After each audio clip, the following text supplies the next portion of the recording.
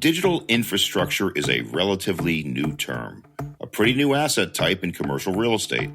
In all its complexity and reach, digital infrastructure is so much more than servers storing information that makes the world go round.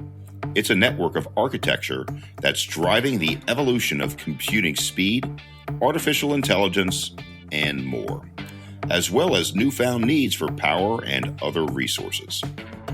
On this episode, a global advisor and a digital entrepreneur who specialize in a business that's now much bigger than four-walled data centers and is growing faster than ever. So when you look at the total wallet size of what digital infrastructure is today, it's a $13 trillion marketplace. And I don't think a lot of people really recognize how big that marketplace is. That's Marc Ganzi, founder and CEO of DigitalBridge, a firm with more than $70 billion of assets under management in 5 key verticals of digital infrastructure, data centers, cell towers, fiber networks, small cells, and edge computing. DigitalBridge is Marc's 6th startup in a career that spans nearly 30 years in the telecom and data center industries. I view this opportunity not just for today or 2 years from now, but there's a long run here that is really exciting. And that's Pat Lynch, Executive Managing Director and Global Head of CBRE Data Center Solutions. Pat also started out in the telecom side of the business before joining CBRE a dozen years ago. He's helped build an advisory business that now also manages more than 700 data centers in over 50 countries. Coming up, we get under the hood of data center real estate and digital infrastructure to find out how it all works and why the business is booming. I'm Spencer Levy, and that's right now on The Weekly Take. Welcome to The Weekly Take, and this week we are fortunate to have today Marc Ganzi, the CEO of DigitalBridge. Marc, thanks for coming out. Yeah, thanks. It's a pleasure to be here. Thank you for the invitation. Great to have you, and welcome back to the show, our friend and colleague, Pat Lynch, Executive Managing Director, CBRE. Pat, great to see you. Spencer, thanks. And Marc, thank you so much for doing this today. It's a pleasure seeing you. Yeah, it's good to be amongst colleagues and friends, so we'll have a nice discussion today. You bet. So for the benefit of our listeners, Marc, just give us a little bit more specifics on DigitalBridge. What is it? What's your portfolio look like? So DigitalBridge today is the largest global asset manager in the digital infrastructure space. And so today we manage about 75 billion of assets on a global basis. We do that from Singapore to London, Los Angeles, New York, and then our headquarters is in South Florida. We really feel like in the last decade, digital infrastructure has risen to a level of prominence largely because there's about a $500 billion annual reinvestment back into our sector. So when you look at the total wallet size of what digital infrastructure is today, it's a $13 trillion marketplace. And I don't think a lot of people really recognize how big that marketplace is. And that's, to be clear, Spencer, that's just the infrastructure piece. So that's the plumbing, right? That's the physical hard infrastructure. It could be a tower, it could be a fiber optic cabling route, it could be a data center sitting right here in Virginia. But it's a big, big industry today. And it's growing and it continues to grow. We'll talk about that today in terms of the implications of what it means from an AI perspective and what's the plumbing associated with AI. But we're constantly being challenged in our industry. What I love about our industry is Pat and I wake up every 7 years and the chessboard changes.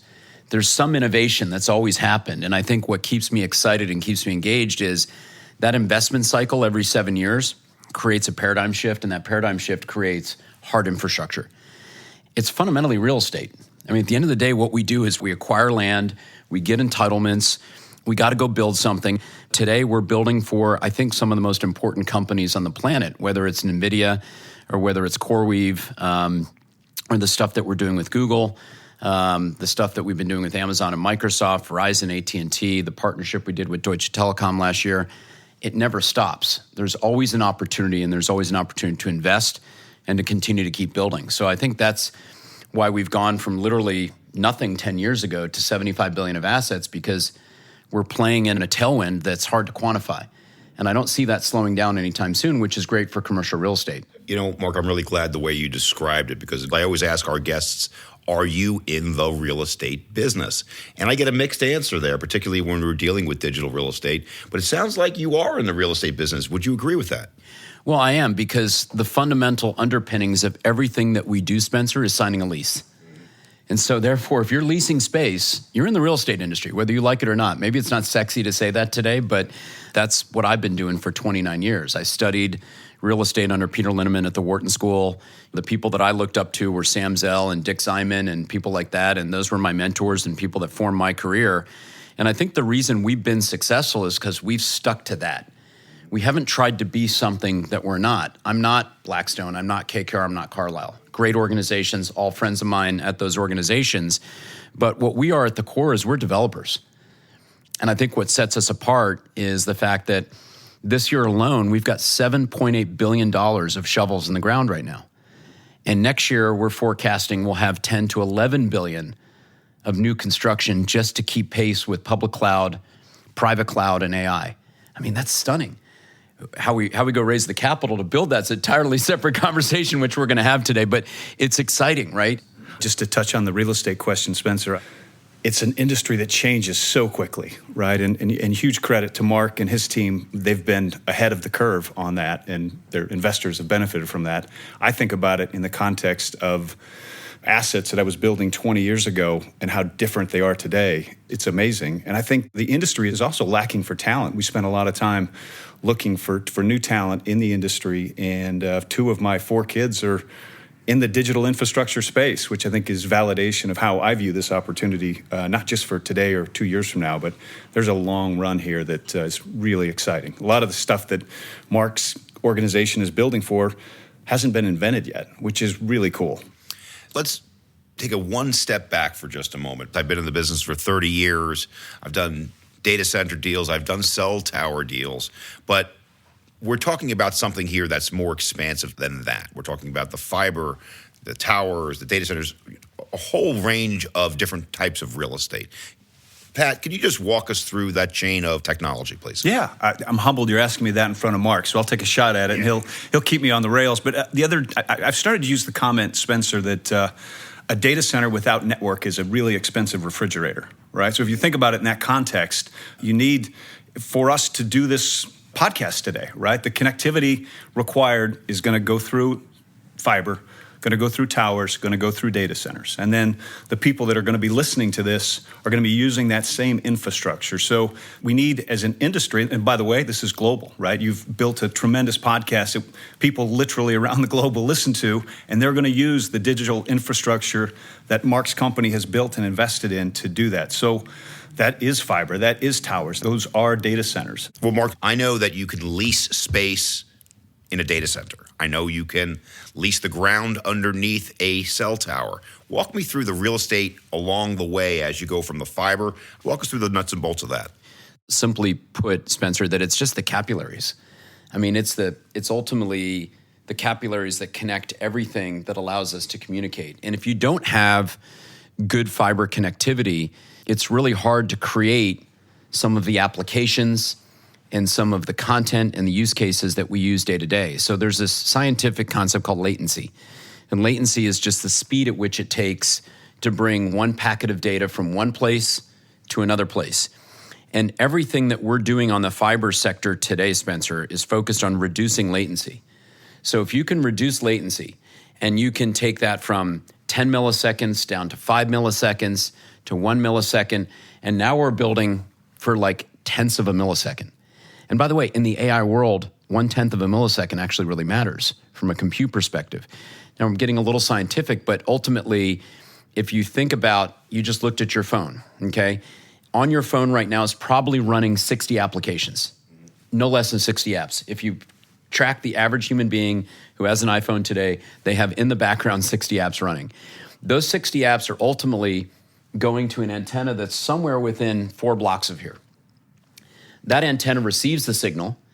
It goes into the radio that's on the rooftop, because there's only rooftop antennas here. That radio is connected to a piece of fiber that goes to the basement of the building, which is the MPO, the minimum point of entry. And then that fiber connects to a curb, and then that dark fiber eventually goes back to either a data center or a CO, a central office that's controlled by In this neck of the woods, it would be Verizon. But if it goes back to a data center, you're ultimately then going to that data center, and then from there you're connecting out to the cloud, the public cloud. Once it hits the public cloud, it then finds the servers for those 60 application providers, transmits the data, then brings it back to the fiber, brings it back up to the rooftop, connects the antenna, beams it back to your phone. All that just happened in this. Okay? Now that was a second. That wasn't in milliseconds. In the digital world, that's an eternity. But none of that happens, as Pat says, without fiber. Dark fiber, high-speed connectivity, low-latency solutions.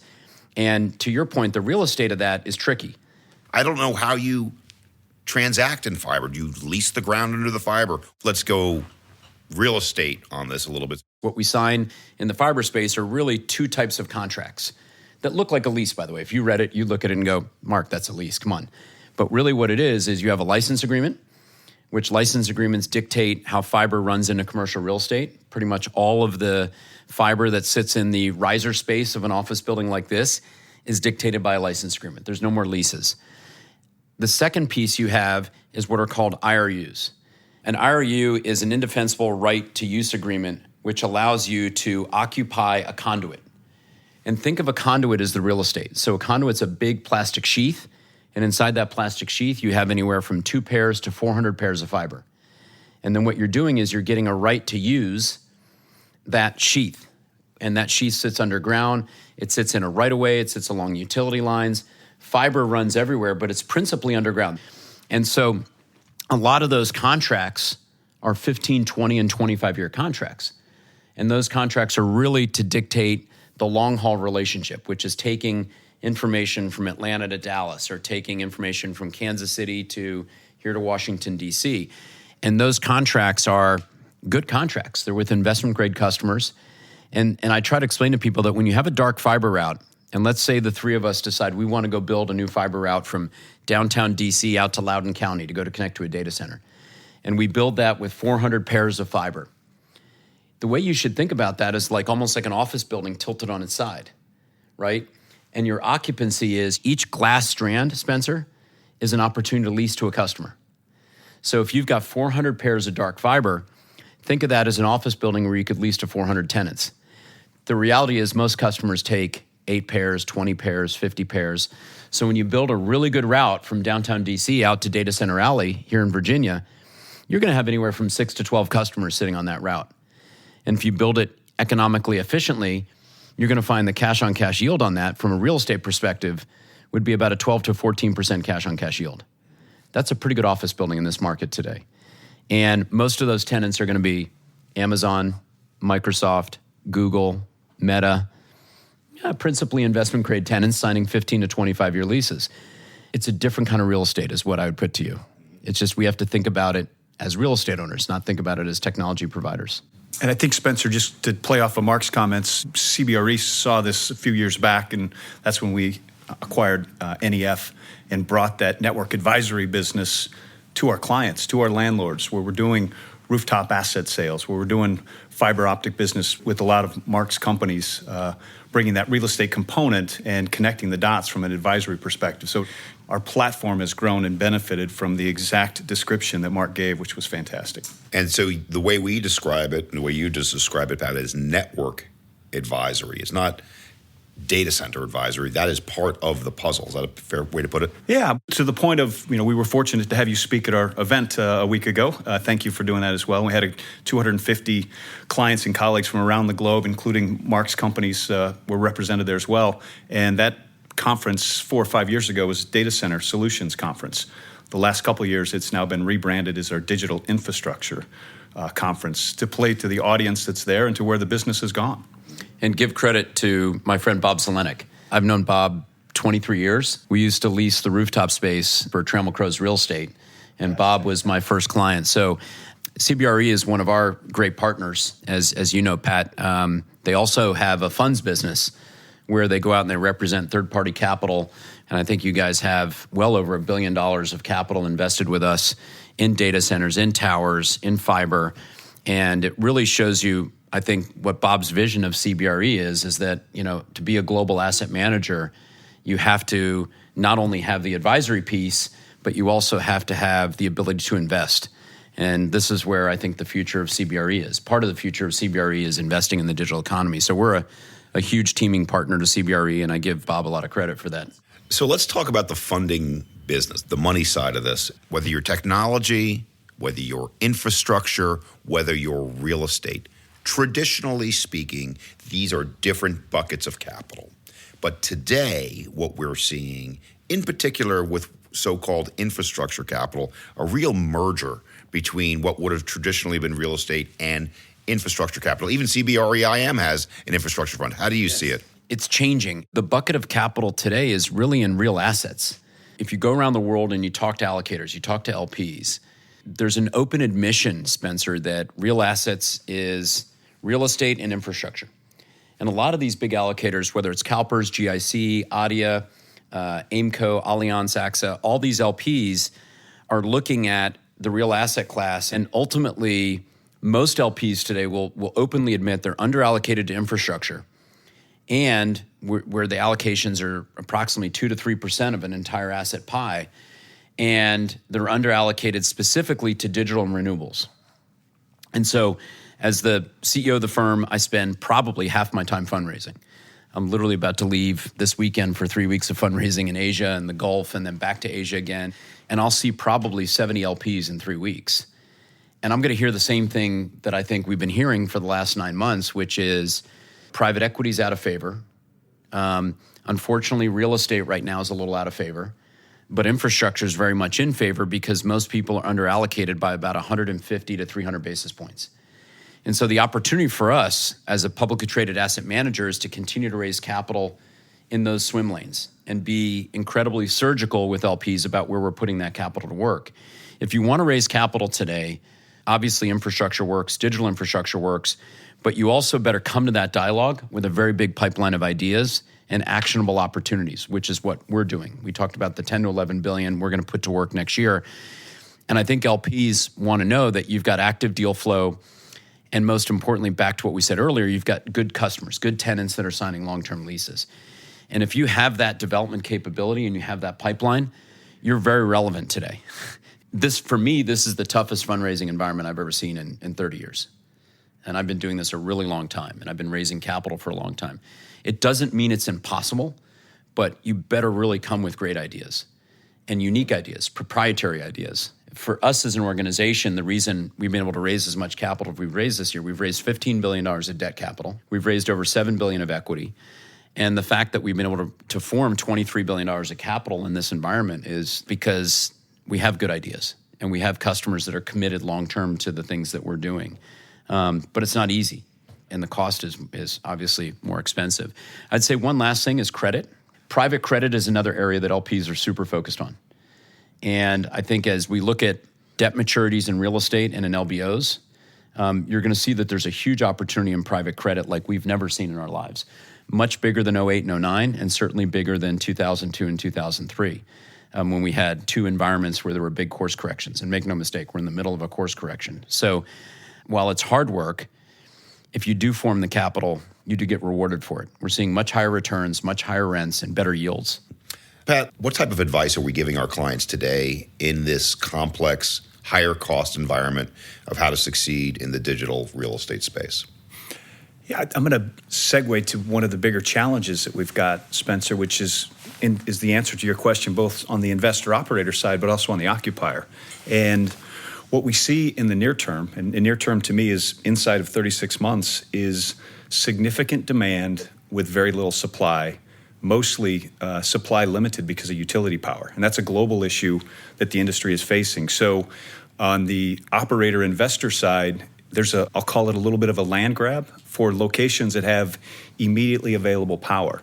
So markets that we may not have even considered a few years back, but if you're sitting on a substation with 30 megawatts of available power, that's a market that clients like Marc's companies would consider when before they wouldn't. So the dynamics of that are find the locations, secure them, acquire them. One of the things in the digital infrastructure space, even with increasing prices, is the cost of the land is oftentimes a rounding error, right? So if I pay 2 or 3x for the land, because prices are increasing and demand is there, if you can deliver power in the near term, the landlord is controlling those conversations. Very different than when we first had these conversations a few years back. So the landlord is now in power. On the tenant side, we have clients that have an immediate, urgent need for space.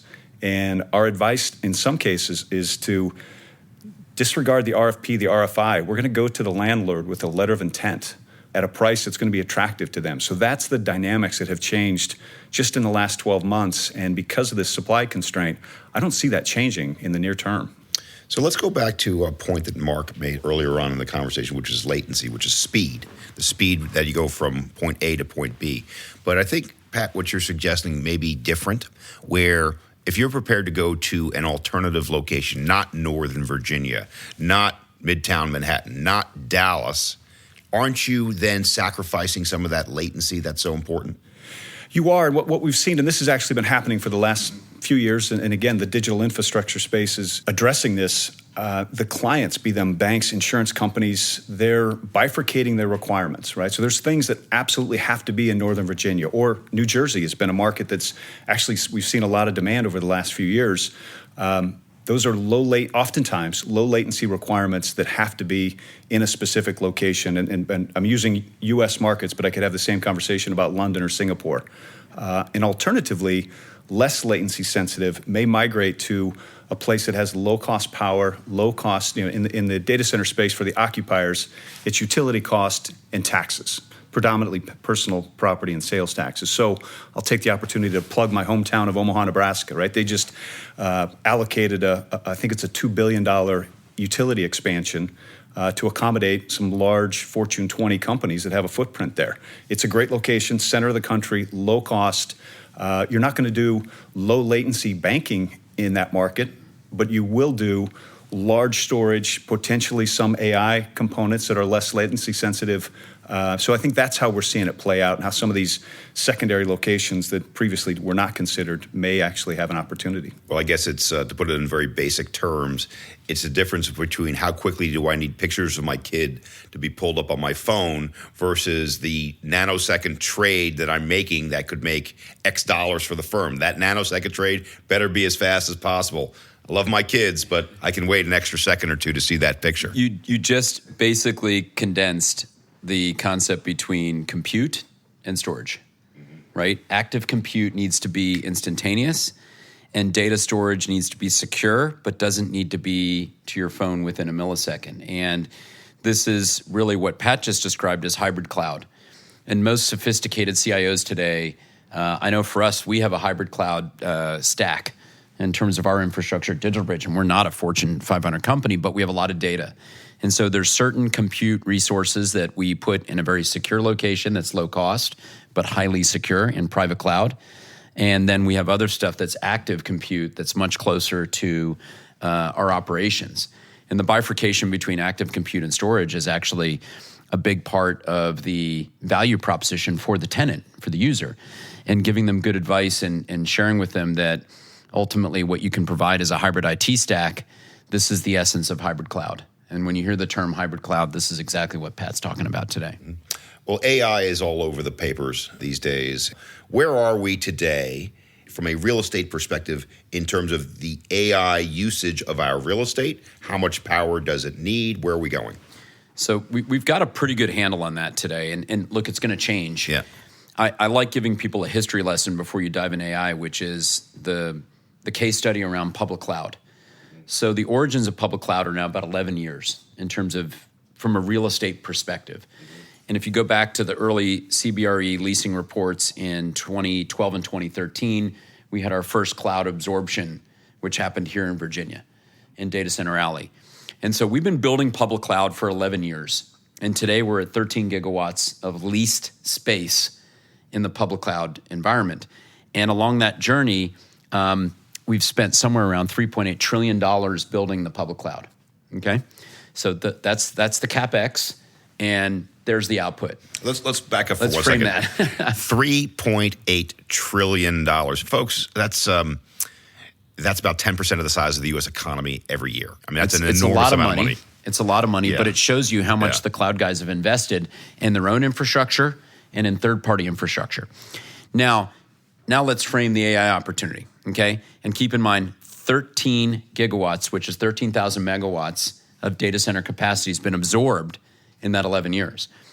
There's 3 different reports I've looked at, and you can believe the bottom end of it, which is 33 gigawatts, and you can believe the McKinsey report, which I think is 36 or 38 gigawatts.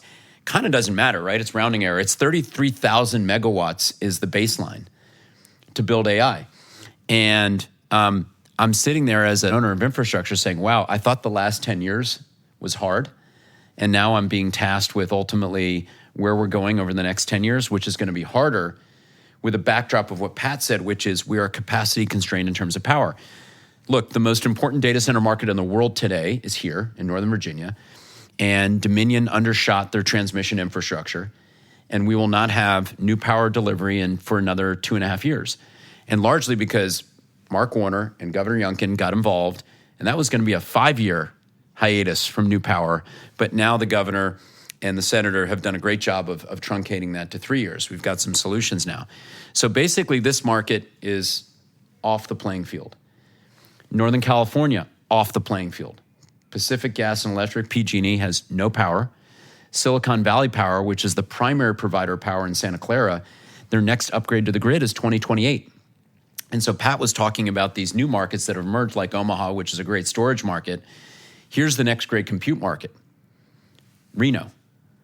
Why is Reno working? Reno, from a data center perspective, is working because the state of Nevada put in place these tax incentives that Pat was talking about. We have close to 5 million square feet in Reno. We've leased about 1.5 million of it. We've got another 3.5 million that we can lease at Switch. We have a big Tier 5 facility there next to Tesla's Gigafactory. We're less than 2 milliseconds away from Silicon Valley there. And we're building more fiber to create more of a low latency environment. But why is Reno winning? Taxes and low-cost renewable power.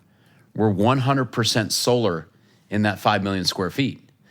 So not only are we providing a lower-cost solution, Pat, but we have the low-cost power. It's renewable, which is what the cloud guys want. They want to go green as well. And the future of data centers is ultimately going to be, can you deliver that intensity, that compute for AI, and can you do it with renewable energy? This is the next paradigm. We think this is a 10-year build. We think it happens in kind of 4 different quarters. So if we're playing a Commanders football game, we're probably in the first quarter, and we're probably 6 minutes into the game. The challenge in the near term is, and oftentimes that commander deficit is growing because the end users have to take the power that's available, and more often than not today, it's not a fully renewable source, right? So you are digging a bigger hole, and let's hope there's a big comeback in the second, third, and fourth quarter. Let me put a real estate spin on this for a second. There's all different types of renewables out there, and some of them are more controversial than others. But let's just take solar and wind. Yep. I was looking at a presentation that Pat showed me just a minute ago to create 1 megawatt of power. It takes hundreds of wind turbines. And I can't imagine how much real estate it requires for solar panels. So I'm just going to be very practical about this. How are we going to create that much renewable power to be able to power these types of facilities?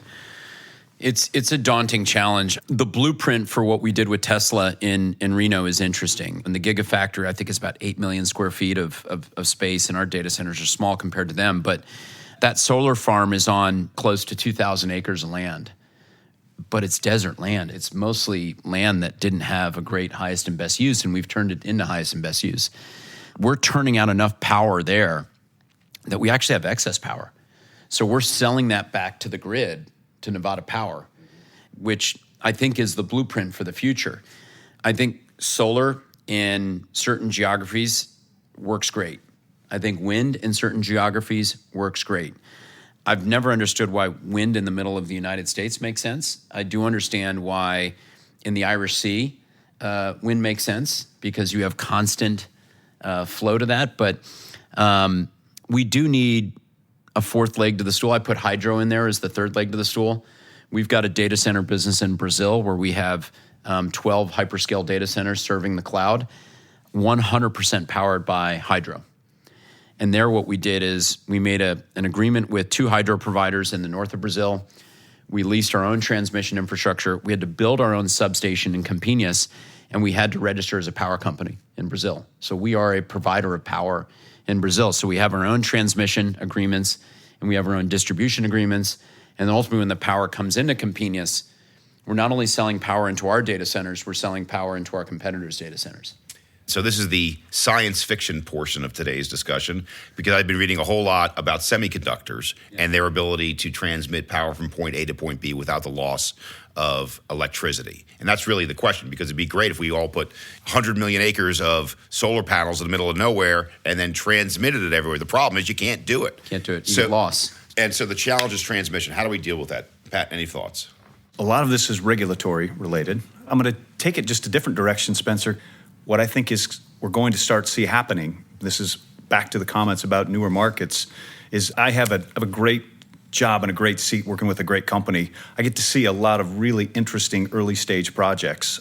And they are in places, oftentimes maybe the middle of nowhere, but I do believe in some cases we're going to see the clients bring the site to the power, and that could open up markets where wind and solar, you still have the problem of battery storage or something to make them a viable site.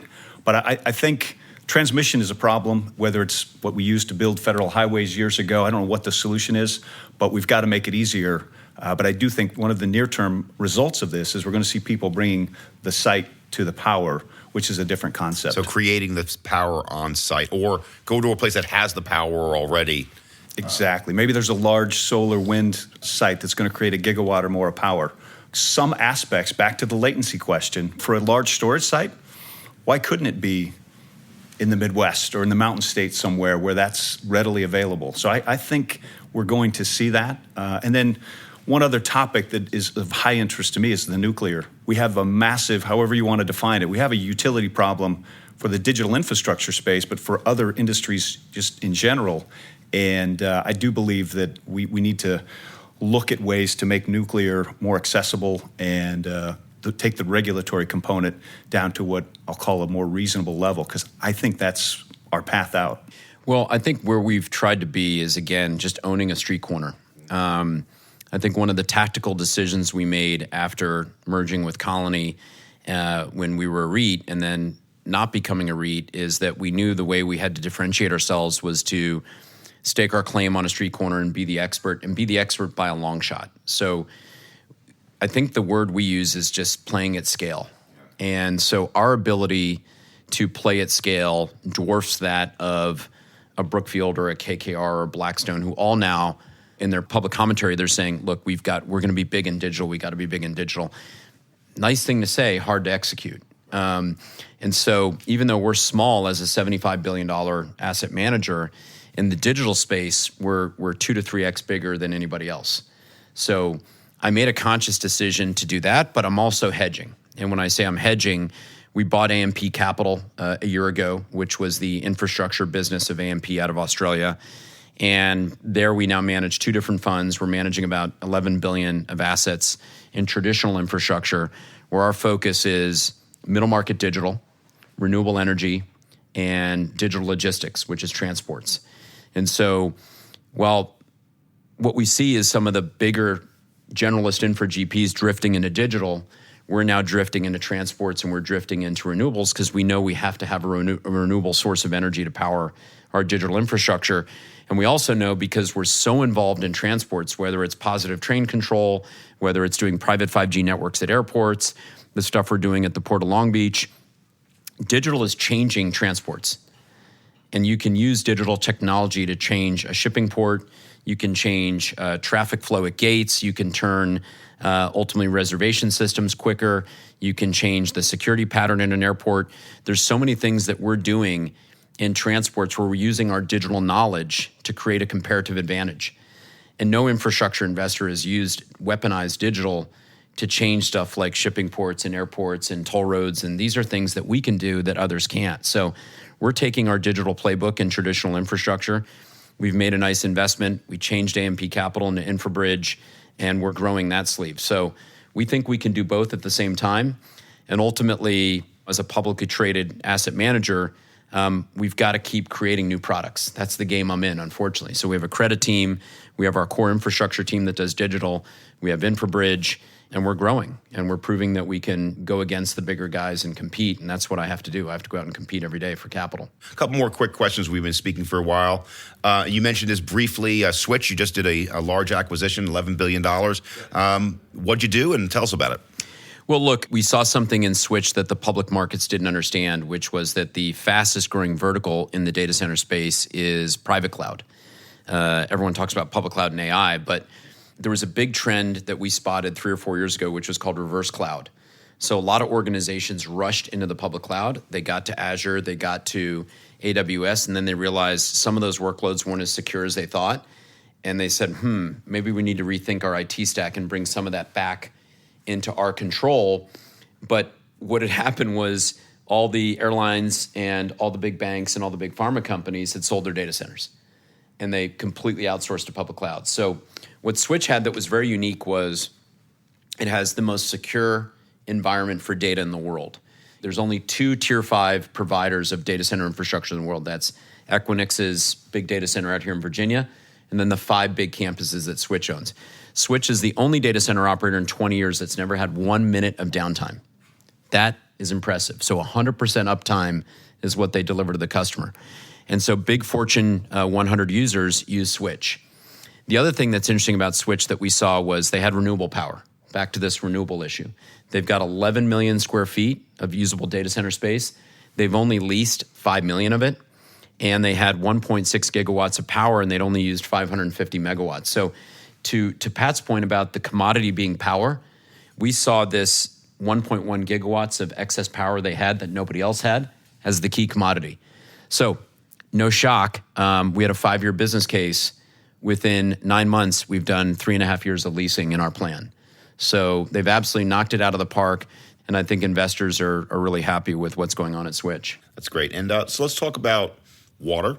Water is an issue. We talked green electricity. We did not touch on water and its scarcity, how water-intensive data centers are in particular.